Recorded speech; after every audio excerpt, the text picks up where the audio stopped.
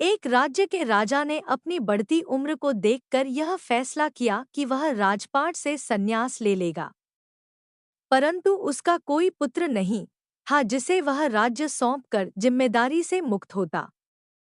राजा की एक पुत्री थी, जिसकी विवाह की योजना भी राजा को बनानी थी। इसलिए उसने मंत्रियों को बुलवाया और कहा कि कल प्रातः जो भी व्यक्ति सबसे पहले इस नगर में प्रवेश करेगा, उसे यहाँ का राजा नियुक्त किया जाएगा, और मेरी पुत्री का विवाह भी उसी के साथ कर दिया जाएगा। अगले दिन राजा के सैनिक एक फटेहाल कपड़े पहने युवक को ले आए और उसका राज्याभिषेक किया गया।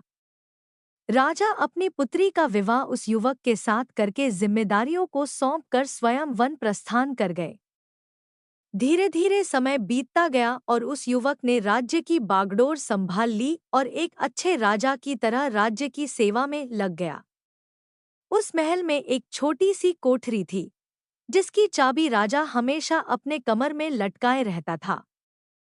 सप्ताह में एक बार वह उस कोठरी में जाता, आधा एक घंटा अंदर रहता और बाहर निकलकर बड़ा सा ताला उस कोठरी में लगा देता था और अपने अन्य कार्यों में लग जाता।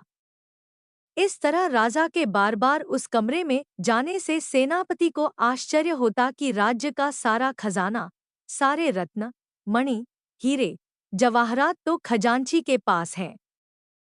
सेना के शस्त्रागार की चाबी मेरे पास है और अन्य बहुमूल्य कागजातों की चाबी मंत्री के पास है। फिर इस छोटी सी कोठरी में ऐसा क्या है जो राजा यहाँ हर सप्ताह अंदर जाता है और थोड़ी देर बाद बाहर निकल आता है? सेनापति से रहा नहीं गया, उसने हिम्मत करके राजा से पूछा कि राजन, यदि आप क्षमा करें तो मैं आपसे एक बात पूछना चाहता हूँ। कृपा कर हमें यह बताइए कि उस कमरे में ऐसी कौन सी वस्तु है जिसकी सुरक्षा की आपको इतनी फिक्र है?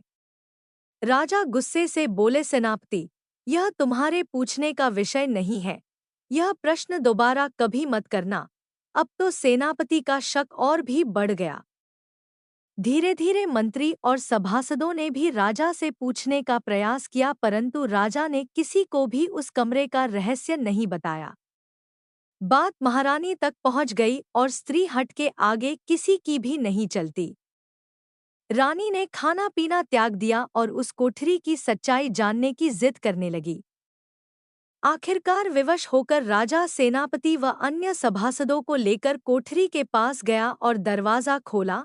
जब कमरे का दरवाजा खुला तो अंदर कुछ भी नहीं था, सिवाय एक फटे हुए कपड़े के, जो दीवार की खूंटी पर लटका था। मंत्री ने पूछा कि महाराज, यहाँ तो कुछ भी नहीं है। राजा ने उस फटे कपड़े को अपने हाथ में लेते हुए उदास स्वर में कहा कि यही तो है मेरा सब कुछ। जब भी मुझे थोड़ा सा भी अहंकार आता है तो मैं यहाँ आकर इन कपड़ों को देख लिया करता हूँ। मुझे याद आ जाता है कि जब मैं इस राज्य में आया था तो इस फटे कपड़े के अलावा मेरे पास कुछ भी नहीं था। तब मेरा मन शांत हो जाता है और मेरा घमंड समाप्त हो जाता है। तब मैं वापस बाहर आ जाता हूँ। अगर वीडियो अच्छा लगे तो लाइक और चैनल को सब्सक्राइब जरूर करें। धन्यवाद।